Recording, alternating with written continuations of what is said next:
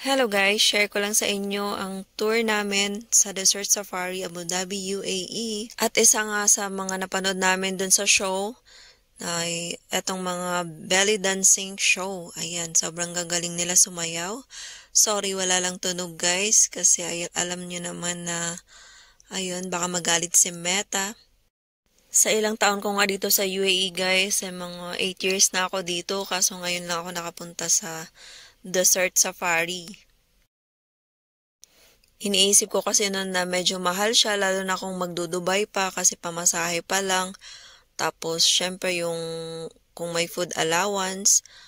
Pero since inaya lang ako ng friend ko at ayun nga, pasok naman sa budget at meron nga pala dito sa Abu Dhabi na affordable naman siya. Ayun, bali nakuha namin siya ng 50 dirhams. Um, Kasama na yung car lift or yung bus papunta at pabalik. Bali, sobrang tagal din ng biyahe, more than 2 hours. Ang biyahe papunta at saka ganun din yung pabalik. Kaya sulit na yung 50 dirhams namin. Meron pa kaming free dinner buffet, kaso Arabic food nga lang. Nagbaon naman kami ng sariling food namin, like ako nagluto ako ng adobong atay. Kaso pagdating namin dyan ay hindi na namin nilabas kasi ayun, in-explore na lang namin kung ano yung food sa buffet since minsan naman talaga pag walang choice sa mga pag may pinuntahan kami like okasyon na puro Arabic or kung ano lang ang food, ay yun, pagtsatsagaan na lang. And so far, medyo okay naman din yung food. Nakaya naman namin kainin. Ayan, sorry sa mga hindi naman sa pag-iinarte pero syempre meron tayong mga nakasanayang pagkain. Ayan. Like, sanay tayo ng Pinoy food, mahirap mag-adjust ng ibang lasa ng pagkain, 'di ba? Kaya ayun, nasa inyo naman 'yun kung hindi kayo maarte sa pagkain. So, ayun, wag na kayo magbaon. Pero dahil nga Pinoy tayo, lagi tayong dapat handa. Ayan, meron pa kaming baon dyan na mga chips, tapos pati inumin kasi nga naman ang layo nga naman ng biyahe, baka ma-board.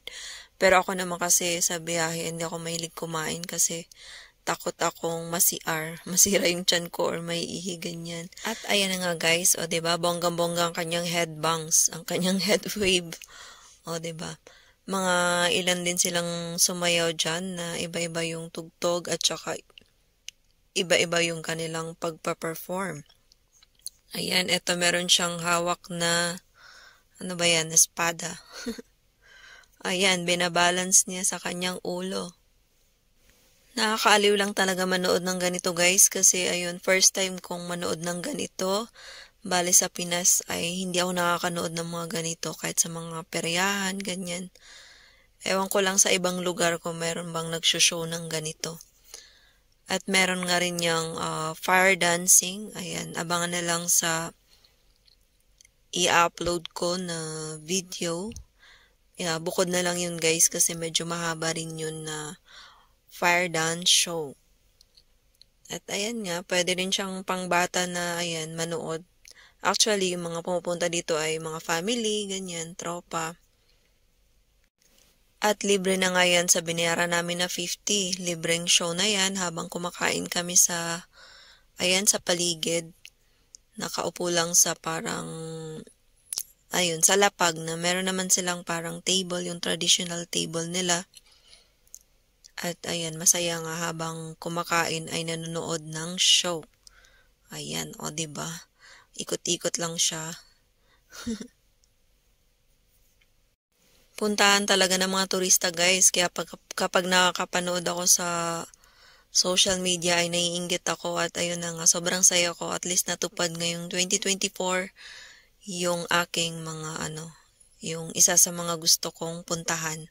Ang Desert Safari, ayan, super enjoy yung experience. Ayan, kaya kapag napunta kayo dito sa UAE guys, ay try nyo itong tour na ito at sobrang saya. Ayun lang. Thank you so much. Bye!